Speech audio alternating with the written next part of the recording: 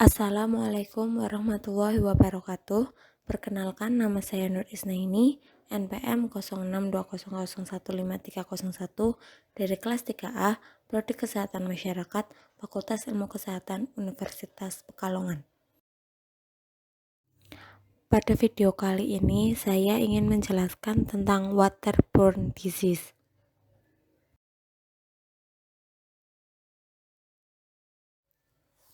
Definisi penyakit menular. Penyakit menular adalah penyakit yang dapat ditularkan melalui berbagai media. Penyakit ini masih menjadi masalah yang besar kesehatan karena angka kesakitan yang terus meningkat dalam waktu yang singkat. Penyakit menular menyerang semua lapisan masyarakat dan dapat berdampak pada kondisi sosial ekonomi. Mengingat bagaimana sifat penyakit ini yang mudah menyebar dan dapat menyebabkan wabah dan kerugian yang besar. Waterborne disease adalah penyakit yang ditularkan melalui air minum, di mana air minum tersebut mengandung kuman patogen. Penyakit yang ditularkan melalui air adalah diare, kolera, disentri, dan lain-lain. Penyakit menular melalui air adalah tantangan besar bagi masyarakat dunia, terutama negara berkembang.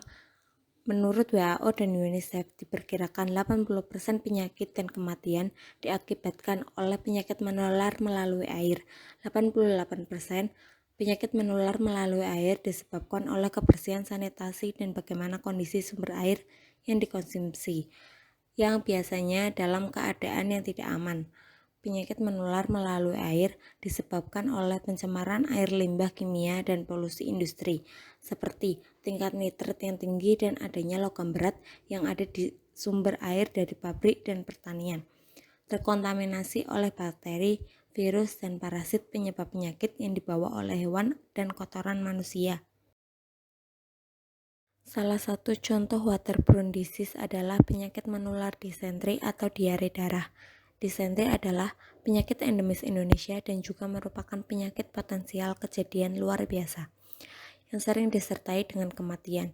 Disentri merupakan suatu infeksi yang menimbulkan luka dan menyebabkan tukak yang terbatas di kolon yang ditandai dengan gejala paling sering yaitu sindroma disentri, yakni sakit perut yang sering disertai dengan tenesmus, berak, dan tinja mengandung darah dan lendir yang berasal dari bakteri Shigella dysenteriae.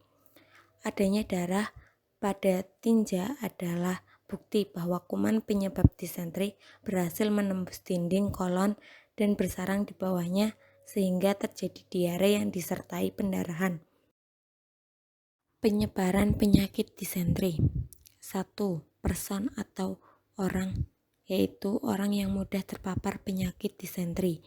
Penyakit ini dapat menyerang siapa saja, terlebih balita, anak, dan kelompok homoseksual.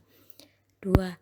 Place atau tempat, yaitu orang dapat terjangkit penyakit tersebut biasanya ada di tempat di mana sanitasi lingkungan dan kebersihan perorangan yang rendah, seperti penjara, tempat penitipan anak, rumah sakit jiwa, dan pada tempat pengungsian yang padat populasi manusia.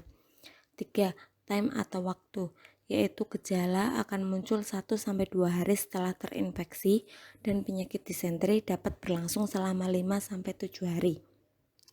Penyakit disentri dibagi menjadi 2, yaitu disentri basiler, penyebabnya yaitu bakteri Shigella sp, dan disentri amoeba yang disebabkan oleh bakteri Entamoeba histolytica. Disentri yang disertai muntah dan kejang perut biasanya ditularkan melalui makanan dan minuman yang telah terkontaminasi bakteri yang terdapat di muntahan atau fases penderita. Shigella sp adalah penyebab utama disentri basiler dengan gejala nyeri perut, berak yang sering, dan sakit dengan volume tinja yang sedikit disertai lendir dan darah. Faktor resiko penyakit disentri.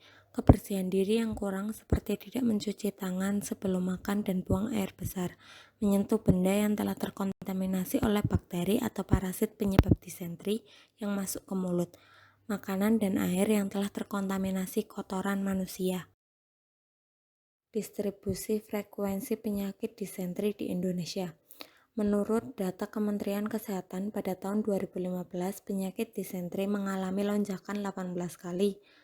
KLB diare yang tersebar di 11 provinsi, 18 kabupaten atau kota dengan jumlah penderita 1.213 orang dan kematian 30 orang.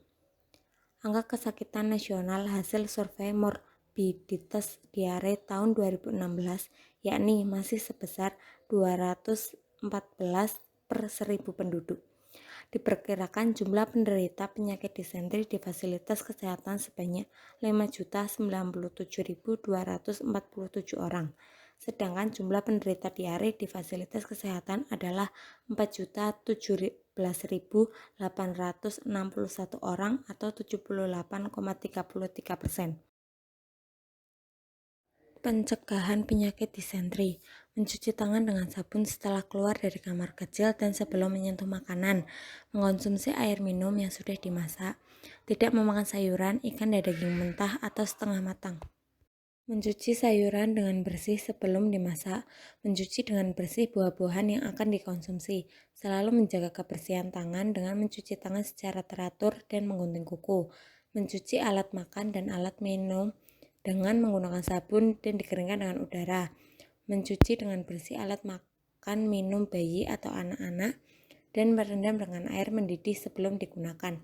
Membuang kotoran, air kotor, dan sampah organik secara baik dan tidak membuangnya secara sembarangan. Pencegahan terhadap aspek sanitasi lingkungan. 1. Pembuangan kotoran manusia yang memenuhi syarat. 2. Menggunakan air minum dari sumber air bersih yang sanitair. 3. Menghindari penumpukan tanaman dengan kotoran manusia dan hewan. Jika menggunakan pupuk kandang dan kompos, pastikan bahwa kondisi pupuk kandang atau kompos tersebut benar-benar kering. 4. Menutup dengan baik makanan dan minuman dari kemungkinan kontaminasi serangga, hewan pengerat, peliharaan, dan debu. Sekian presentasi dari saya. Apabila ada kesalahan, saya mohon maaf. Semoga presentasi ini dapat memberikan pelajaran bagi kita semua. Wassalamualaikum warahmatullahi wabarakatuh.